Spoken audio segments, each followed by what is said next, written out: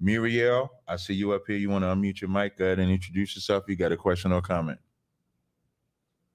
Yes, shalom to the audience and yourself. Appreciate it. I have a three-part question, and this is referencing communion. Number one, You are talk about we the communion Israelites? they do on the first of the month. Yes. Are we Okay. Israelites supposed to keep the communion? And if so, how often?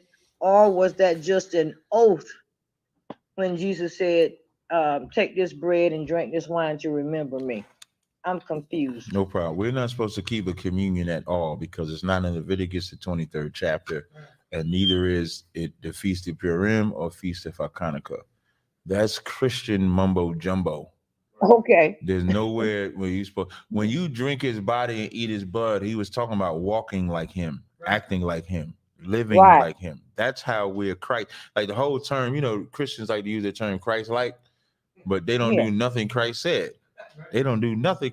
Christ said, keep the law. They breaking the law. They are not Christ-like at all, but they are ritualistic. The other debate I want released is I did a debate with this pastor, with this Muslim. So I want both of them released. I did this debate with this Muslim in October. And so I brought out how they circle the Kaaba stone in Islam. And his response was wicked and beautiful at the same time. It was wicked because he said, our people need rituals. It's wicked that he said that, but it's correct. We're not satisfied unless we can put a Christmas tree in our house because we can't serve a God that you can't see. You know why we have to have an idol? Because we can't believe in an invisible God and just obey an invisible God. But just think about the power. I remember my grandmother told me, she said, you don't have to go to church except first Sunday. You gotta drink that. You gotta drink that wine, eat them crackers. You good. And let me tell you, that helped me. So I could smoke weed, sell drugs, be the wickedest nigga alive. But first Sunday, I was in church. Not clapping it up. There's some like y'all listen, clapping it up. I stand up if Charlie May. Listen, I always say Charlie May. Charlie May in the church I went to, she sing her ass off. As long as I went on first Sunday, you stand up, you go, girl. And I was animated. I was in the game as long as I did it on first Sunday. And I can go be the wickedest nigga because I did my ritual. Christmas, what you want to say? Lower the debt. So now, Christmas is another ritual. Easter is another ritual. And as long as we can follow a ritual, we can believe in that. But imagine a God you ain't never seen telling you what you can eat, what you can't eat, what you can celebrate, what you can't celebrate. We can't relate to that because we require an idol because everybody else has an idol. Even though we know it's not real, everybody knows Santa Claus is not real. Everybody knows Easter is not real. Everybody know that Kaaba stone did not come from no damn meteorite that Abraham worshiped. But we require a ritual and an idol of something we can see to follow. So that communion is trash. It's garbage. Well, I have another comment if you don't mind. Yeah, go ahead, get down, sis.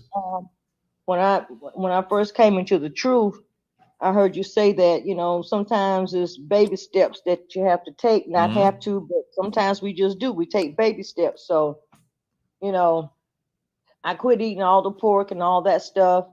And Christmas of 2016, I decorated my Christmas tree halfway and threw it out. I don't celebrate any pagan holidays anymore. Give her a hand. Yeah, it stayed half decorated for about a week, and I finally got rid of it. I mean, I bought all brand new ornaments. The tree was new. I had a new house, and I was like, you know what? That tree made me feel so wicked. I threw it out. Yeah. So I don't do. And let me tell you something. And I'm gonna tell you something that's so real, right? Coming into the truth is like coming off a crack, or coming off a dope. Nobody is able to come into the truth and just get off right away. I'm using crack on purpose. Some people might be weed. Now I won't use weed because weed was easy for me to quit. I ain't never done no drug higher than that. But when you think about crack, you sell your whole ass for crack.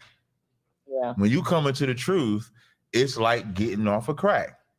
And so some people aren't ready. So like you said, it's like a slow walk. So you're able to stop all these things, but some things just felt really good in your soul. And if you think about what you said, you decorated the whole damn tree. Yeah. And as you decorating that tree, you say, man, there's some bullshit here. Let me get rid of this. You understand? And so that's your... I couldn't finish it. I couldn't do it. I couldn't do it no more. And that's your wake up. And that's the point. The point, like, this is not the Matrix where Neo leaned back in a chair and now he know Kung Fu. If it was that easy, we'd all have it. Right. That's all Neo did. Listen, Neo wanted to learn Kung Fu. He sat in the chair, zap. Now he know Kung Fu. He getting up, he karate chopping up. No, the truth requires work. It requires, hey, Yatazar, I am going to make a clip out of it. The truth requires a lot of work. It requires a lot of patience. It requires brothers. It requires sisters. Why are there brothers and sisters needed? Because as you come into the truth and you weak, you need brothers and sisters to call. You know why? Because you're about to lose a bunch of brothers and sisters. You're going to lose your family. Yeah, so, my sister, one of my sisters, I invited her to the Feast of Dedication. She told me straight up, we don't celebrate that. We celebrate Christmas. And the way she said it gave me chills. I felt I got scared for her, but you know. Anyway, Hey, let me tell you something. Before I let you go, sis, and take the next person, I'm gonna give one more scripture in Ecclesiasticus in the Apocrypha. I think it's Ecclesiasticus 4 and 1 second. Talks about shame. Bear with me 1 second. Be not ashamed.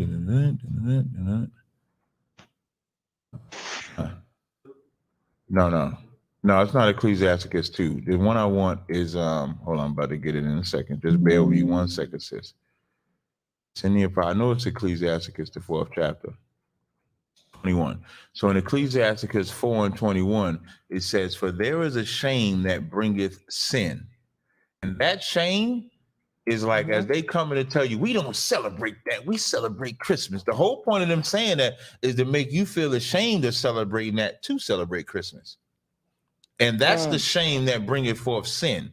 Like the biggest thing is you'll be the only one in your city, on your block, in your neighborhood, in your ghetto, keeping the laws of God, and you see everybody having their form of fun, no matter what it is. And that shame of not being able to do what they're doing could cause you to sin. And then it says, and there is a shame which is glory and grace. Then there's a shame that says, I ain't ashamed that all of these people putting a goddamn Christmas tree in their house. I'm going to walk with my glory and grace. I ain't ashamed. I ain't got to eat another cracker or drink. It ain't even real wine. Christ drank. Listen, Christ drank wine. You drinking Concord grape juice in the church. That's what y'all all drinking. And them dry ass rich crackers. Christ had bread. He didn't have no damn crackers. I remember when I was in there, I tried to grab like 3, 4, 5 pieces of them crackers. Yeah, I used to try to grab that. And then you got some man putting it on your tongue. Yeah, no, that's in the Catholic Church. That's disgusting. Hey, listen, if I could, wait, hold on 1 second, sis. That's a big pause. No nigga should put crackers in. No nigga. Listen, you see how Rashad did it, Tazaryach? Rashad said like this. No nigga should do like this to put anything in your mouth. I'm about to say, that's what it was. That was like the option in the Catholic Church. Yeah, like look, Rashad did it like this. Like he just putting a cracker in your that's pause, right? When and ours, they used to pass the cracker plate. And they used to be like rich crackers broken up. And I'm telling you, ask my sister, she'll verify. I used to put like 3 crackers, put it in my mouth, hold it, because them crackers dry as hell. And then wait till, and then they give you that little ass drop of grape juice, them little ass, tiny ass cup. The church is cheap as shit. Church cheap as hell. Because they have that big ass, that silver thing with all them different cups, with all the little small miniature cups. Yeah, Y'all know what I'm talking about, right? And they take that little drop and they dip. In the Catholic Church, you all come up, you drink from the wine, and he just wipes it, and the next person. And so y'all drinking from the same cup? Yeah, and then wipes it. And Listen, Shapar the Pies used to say, Shapar would say, man, you can't drink out of the same cistern. That's not what it's talk about, but that's what we would say. So now y'all got the man putting a crack in your mouth. That's pause. And then you drinking after another nigga. Good Lord, Salaki. Sis, I'm gonna take the next person so I get some more call. But I definitely appreciate your call. We're gonna make a clip out of this one, guaranteed. No problem.